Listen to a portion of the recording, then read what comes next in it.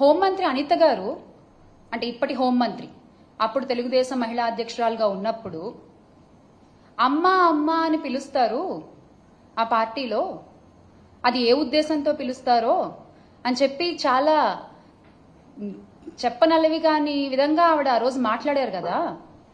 మరి ఆవిడ మీద ఎందుకు కేసు పెట్టలేదు?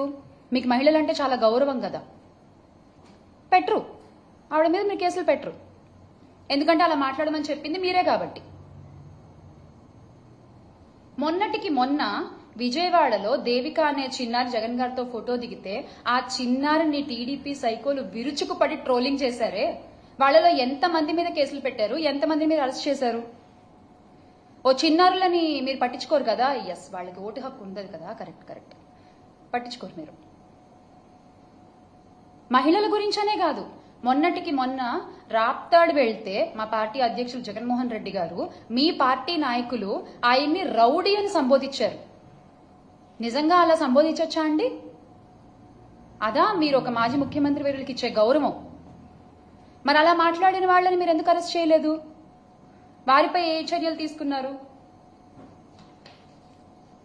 ఇదంతా ఒక నటన.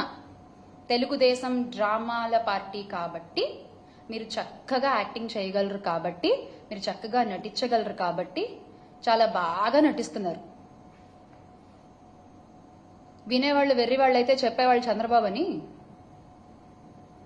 మీరు చెప్తూ ఉండండి మీ అబద్ధాలు, ప్రజలు వింటున్నారని మాత్రం అనుకోవద్దు. ఖచ్చితంగా ఒకరోజు సమాధానం చెప్తారు, దానికి ఖచ్చితంగా చెప్తారు. మీ వికృత వికటాట్టహాసాలు చేస్తున్న యూట్యూబ్ ఛానళ్లు, అకౌంట్లు, యజమానులు ప్రతి ఒక్కళ్ళు చంద్రబాబు గారు, లోకేష్ గారి మనుషులే. ఈ విషయం అందరికీ తెలుసు. మా నాయకులు వైఎస్ఆర్ కాంగ్రెస్ పార్టీ అధినేత వైఎస్ జగన్మోహన్ రెడ్డి గారి పైన, ఆయన కుటుంబ సభ్యుల మీద అసభ్యకర వ్యాఖ్యలు చేసి అరెస్ట్ అయిన ఐటీడీపీ మెంబర్ చేబ్రోలు కిరణ్ ఎవరు పేరు చెప్పారు? చంద్రబాబు నాయుడు గారి పేరే కదా. మరి చంద్రబాబు నాయుడు గారి మీద కేసు ఎందుకు పెట్టలేదు?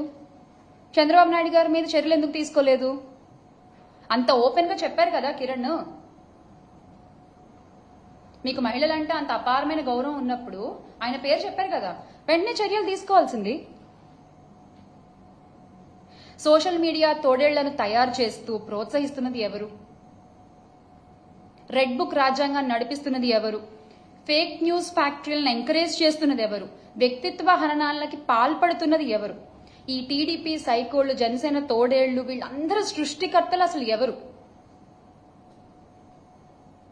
సార్, గౌరవ ముఖ్యమంత్రి చంద్రబాబు నాయుడు గారు, మీరు ఎలాగో సత్తా లేదు కాబట్టి పవన్ కళ్యాణ్ గారికి, ఇప్పటి పిఠాపురం పీఠాధిపతి మా పీపీపీ గారికి, ఆయన మిమ్మల్ని ఫాలో అవుతున్నారు. అదే జరుగుతోంది కదా. చంద్రబాబు నాయుడు గారి పేరు, లోకేష్ గారి పేరు చెప్పినప్పుడు వాళ్ళిద్దరి మీద కేసులు ఎందుకు పెట్టలేదు? దీని ద్వారా మీ మోడస్ ఆపరండి ఏంటన్నది బహిర్గతం అవుతోంది. మేము చెప్పట్లేదు, మీరు చేసే చేష్టల ద్వారా అది బహిర్గతం అవుతోంది.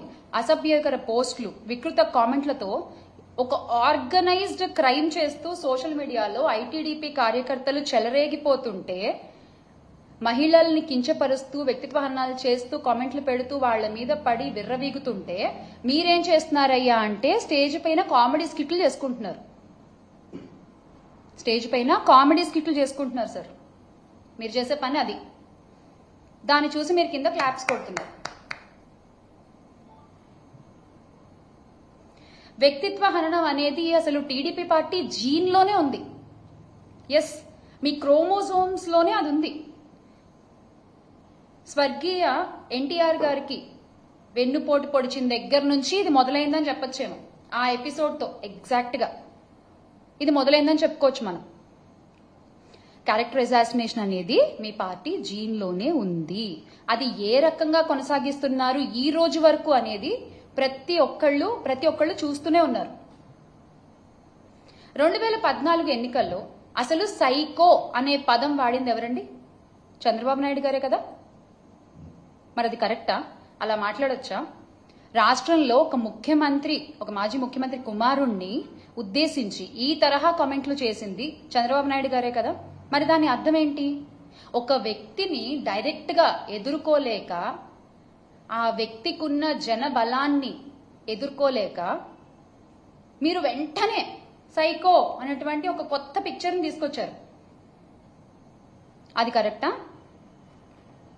ఇక ఇప్పటి ఉప ముఖ్యమంత్రి మా పీపీపీ గారైతే, మా పిఠాపురం పీఠాధిపతి పవన్ గారు, ఆయన ఎన్ని సందర్భాల్లో ప్రజల్ని రెచ్చగొడుతూ వ్యాఖ్యలు చేశారు. వైసీపీ నా కొడకల్లారా అంటూ మాట్లాడారే ఆయన. మరి అది కరెక్టా? మరి వాళ్లపై ఎందుకు ఎలాంటి కేసులు లేవు? కూటమి నాయకులు అదే చేస్తున్నారు. ముఖ్యమంత్రి గారు, ఉప ముఖ్యమంత్రి గారు, హోంమంత్రి గారు, వీళ్ళంతా కింద స్థాయి నాయకులు కూడా అదే పాటిస్తున్నారు. మిమ్మల్ని చూసే మీ సోషల్ మీడియా సైకోలు కూడా ఓ వాళ్ళంటే లేని ఏమైనా మేమంటే తప్పేంటని వాళ్ళు చేసుకొని వస్తున్నారు. ఆజ్యం మీరే పోస్తున్నారు, బీజం మీరే వేస్తున్నారు దీని అంతటికి. ఇది మీరు మర్చిపోకూడదు. మీకు చిత్తశుద్ధి ఉంటే టీడీపీ కార్యకర్తల సోషల్ మీడియా పోస్టులు, అరాచకాలపై మేమిచ్చిన ఫిర్యాదులపై ఏం చర్యలు తీసుకున్నారో చెప్పాలి అని మేము డిమాండ్ చేస్తున్నాం.